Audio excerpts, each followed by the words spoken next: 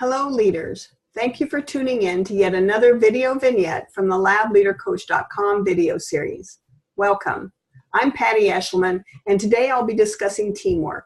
And in my video, Building Cohesive Teams, I will provide you with some practical tools on how to better appreciate team outcomes, particularly from those teams that might not be performing to their highest capacity, and what you can do to build cohesiveness, which has been proven to produce the highest of business outcomes.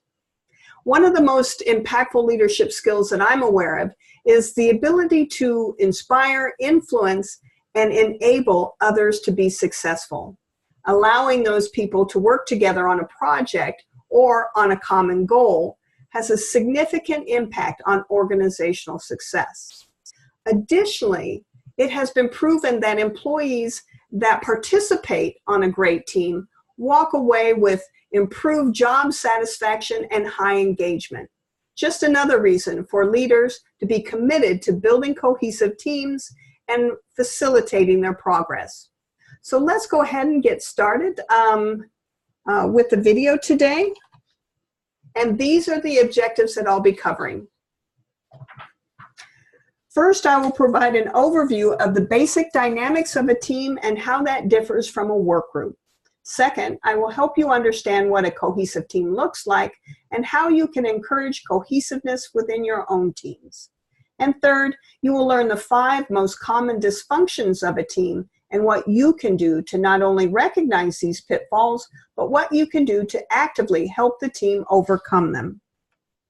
So let's get started by understanding how a team differs from a work group. They both have to have a leader and that the members can go to for direction and clarification. But in a team, the leader is there only to facilitate discussion and keep the team actively moving forward. In a team, the members set the goals, determine who does what, and each member actively participates in the discussions for the purpose of a common goal. In contrast, the leader of a work group pretty much dictates all of those things. The leader sets the goals, runs the meetings, and assigns the work to the members using a top-down strategy. Both of these approaches have their time and place in business success. For example, if you are a CEO who has created a long-term vision of future success for your organization, your administrative team might be a work group where you want to make sure your vision is clearly understood and implemented. You will set the goals, run the meetings, and assign the tasks. It would then behoove the administrators to create cohesive teams within their areas of oversight so that the members within those teams can develop the appropriate strategies necessary for implementation. This is why teams are so important. They are required when there is an important decision to be made, a complex problem to be solved, or a large project that requires a multidisciplinary approach. But is creating a team the fastest way to get something done? Certainly not. However, when you look at the larger picture of how the decisions, problems, or projects affect the individuals within the team, it is of utmost importance to include key stakeholders in these discussions to not only ensure that the best decision is made, but it will also create buy-in, which is necessary for staff engagement and organizational success. Nothing can be more demotivating for the people on your team if a dictatorial decision is made that has a personal impact. So as a leader, you put people together that have a shared stake in the outcome, are highly committed to that outcome, have their own individual knowledge to share towards the best outcome, and who are willing to think creatively and cooperation to identify the best result for that outcome. These are individuals who also have to have a high degree of emotional intelligence, which I will review on a future slide. Here are 10 things to think about when defining teamwork. Members have to realize that they are working together for something bigger than themselves, and while they have individual input, they must have the ability to see the whole in lieu of just its parts. In order to do this, team members must communicate openly and candidly, respecting the diversity of the team and therefore putting the team first. Members must be committed to excellence and use their critical thinking skills to ask and engage the right questions so they can promote interdependent thinking. This requires members to remain actively engaged in building trust by setting a high example for others through responding from a place of integrity.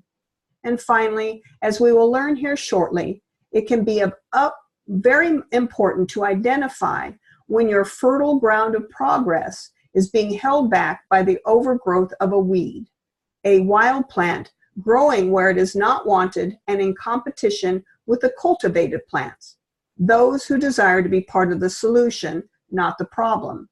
Weeding the garden is sometimes necessary so that the lovely fruits of your labor can grow and thrive.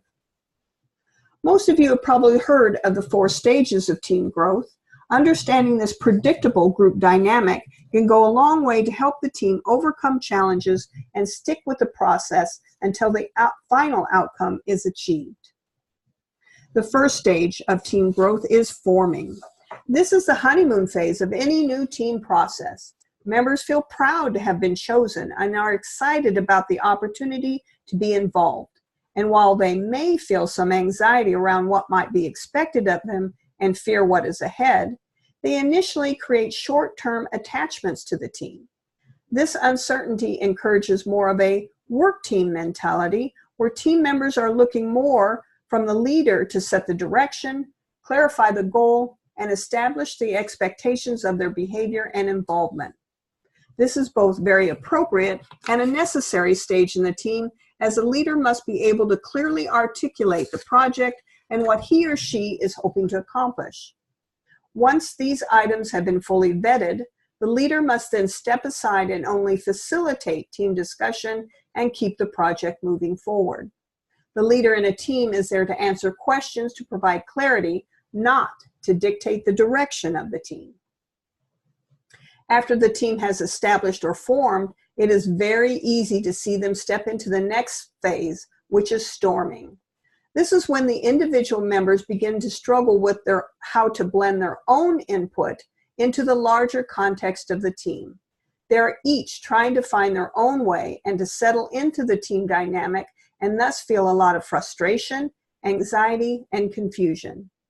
Many times, members become polarized in their opinions, become unwilling to consider the difference of opinions, and will experience sharp fluctuations in their attitude about the team's chances for success. They feel unheard and may actively engage in aggressive behaviors, such as arguing or becoming defensive, or they may retreat into silence, withdrawing psychologically, or just plain quitting the team.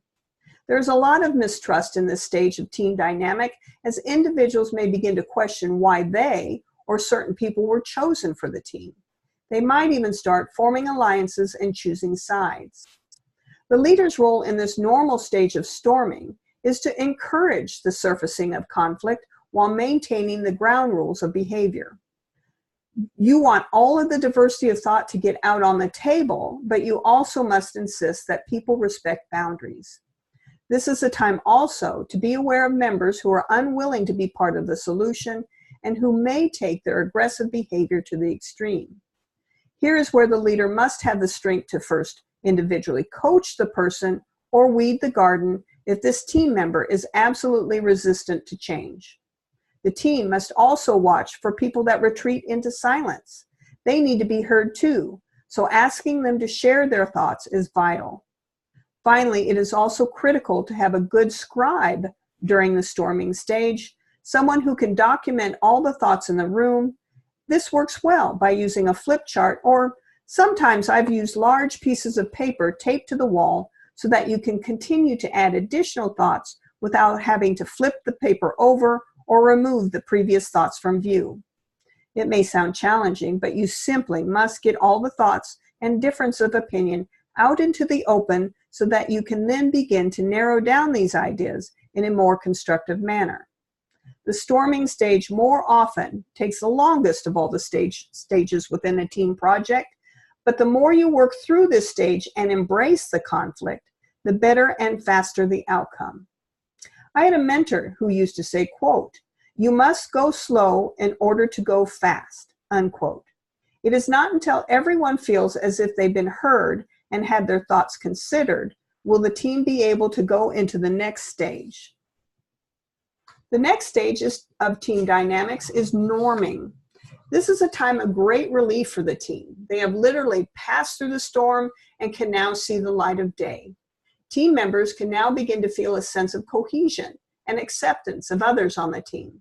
They can finally feel as if they're able to be successful and that everything is going to be okay.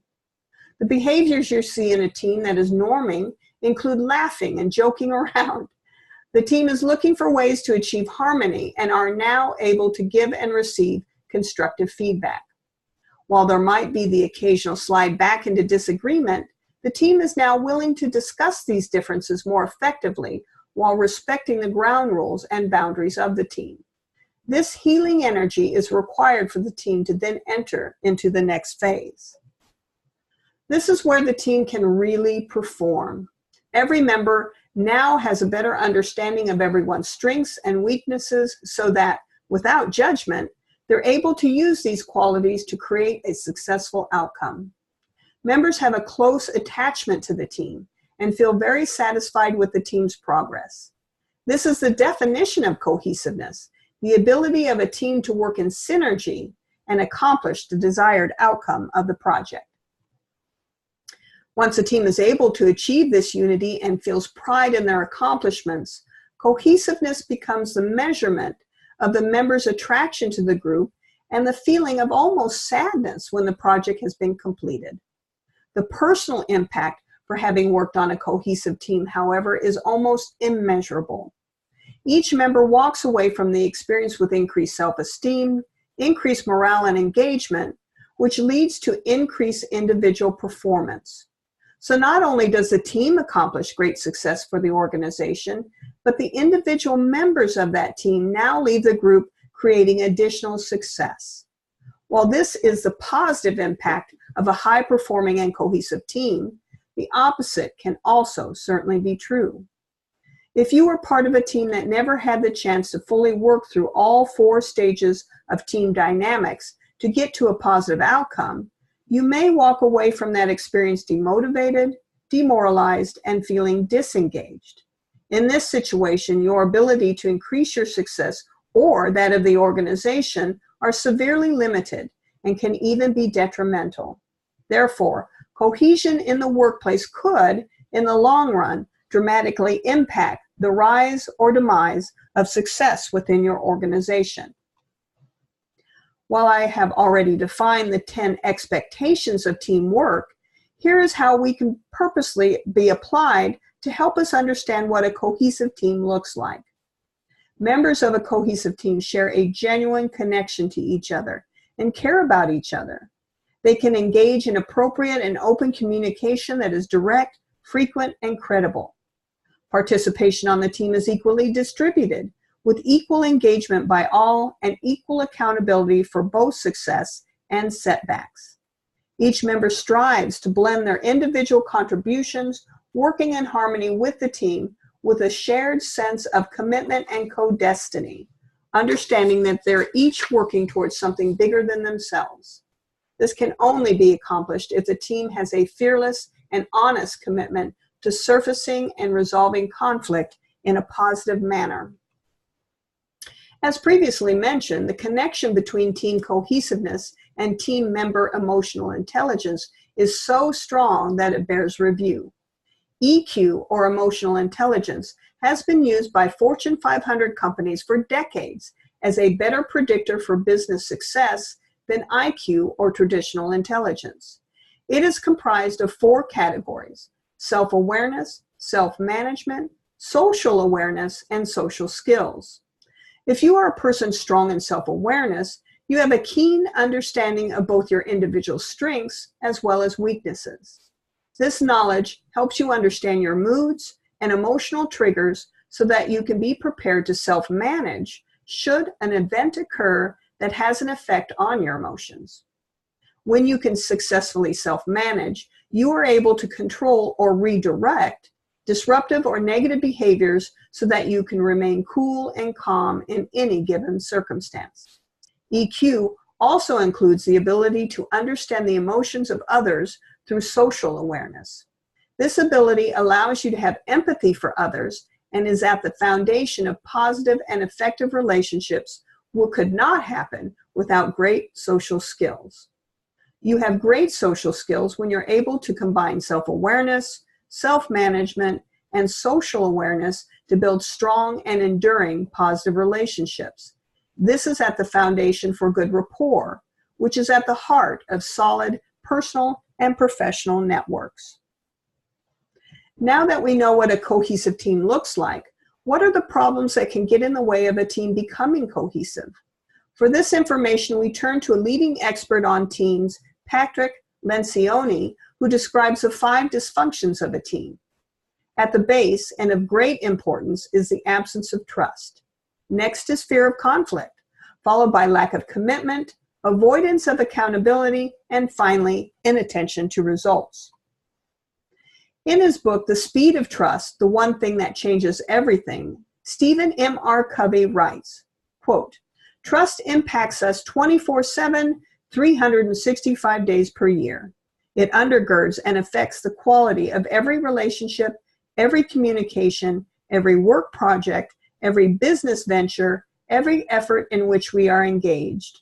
It changes the quality of every present moment and alters the trajectory and outcome of every future moment in our lives, both personally and professionally," unquote.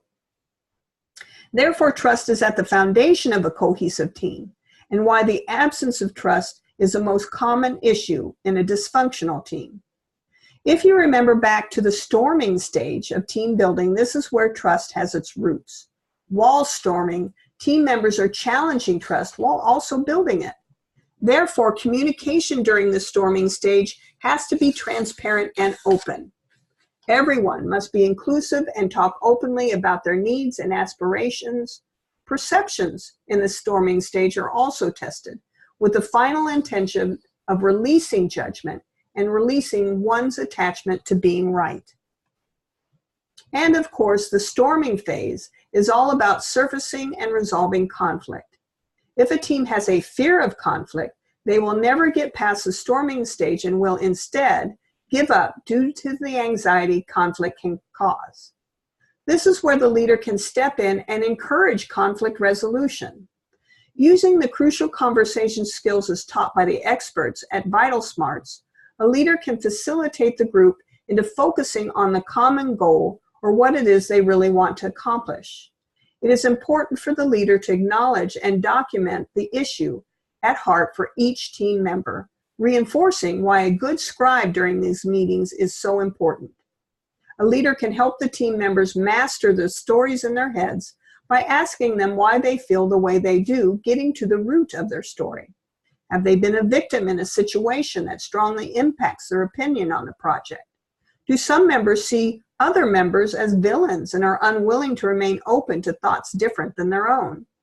How about the frustration expressed by team members who are confused by their feelings or unclear of what they should be doing? Leaders set an example for others by speaking persuasively, not abrasively, and are always looking for opportunities to restore safety to the discussion. This is accomplished by being aware of team members who express themselves aggressively or in violence, and those who withdraw and retreat into silence. The leader must find ways to make it safe for all to contribute, and by exploring the paths of others, is committed to making sure everyone is heard. Without a strong leader who is dedicated to removing the fear of conflict, the team would never be able to move into the final stage of performing, which is where the team can then move to action. Lack of commitment is often a result of lack of engagement. Recent data from the Gallup organization indicates that only 33% of U.S. workers are fully engaged. What I find interesting about this slide is the 51% of people who are not engaged. They are sitting in the middle, looking to the right at the 30% of people who are fully engaged and working hard. Then they're looking to their left at the 16% of people who are actively disengaged. This 16% are the problematic disruptors that prohibit team cohesiveness. They are negative, destructive, and have a blatant disregard for the expectations of team behavior and have no interest in being part of the solution or unable to work through conflict to see another person's point of view. What do you suppose the 51% are thinking? If there are no consequences for the 16% of people who are actively disengaged, are they thinking it's just okay to join them? Or maybe they think they look pretty good in comparison to these disruptors, so they remain content in their unengaged status. It is the true responsibility of the team leader to remove these disruptors from the team, weed the garden, and then encourage the 51% to actively become engaged, to participate in the team, thus improving cohesiveness. Avoiding accountability can also be a significant contributor to a dysfunctional team. This can be another pitfall for a leader to watch during the storming stage. It often becomes necessary for the leader to remind the team of their accountabilities, including resetting the expectations for professional behavior, doing what is right, and remaining open to new ideas and opportunities while helping the team understand their accountability to each other and their commitment to a solution. I have found it very effective to take time out from a storming meeting to ask the team who they are accountable to and what they are accountable for. This can create great dialogue that level senses the team into the awareness of their accountabilities, thus helping them embrace it instead of avoid. Finally, it can be all too common for the team to get caught up in the behaviors of others or become distracted by the process of building a cohesive team that they lose sight of what is most important: results. Don't forget to acknowledge and celebrate the small wins that can create a burst of positive energy that keeps the team moving forward. Staying committed to the results while sharing in the accomplishments as a team goes a long way towards that final successful outcome. When every team member develops a common bond, shares that commitment, and finds value in working towards a common goal, the results taste that much sweeter. So, thank you for listening. Please come back and visit my website at www.TheLabLeaderCoach.com, as I frequently add new videos and additional information that I am confident you will find useful in your leadership journey. As always, you can reach out to me personally at Patty@TheLabLeaderCoach.com or visit my Facebook page at Patty Eshelman at The Lab Leader Coach. If you provide me with your email address or like my Facebook page, you will be the first to have valuable checkoff lists, leadership material of proven strategies, and invitations to free webinars that I'm sure will increase your confidence and increase your success as a laboratory leader. Thank you for tuning in today. It certainly is my pleasure to share this information, and best wishes on your journey in leadership. Have an awesome day. Thanks.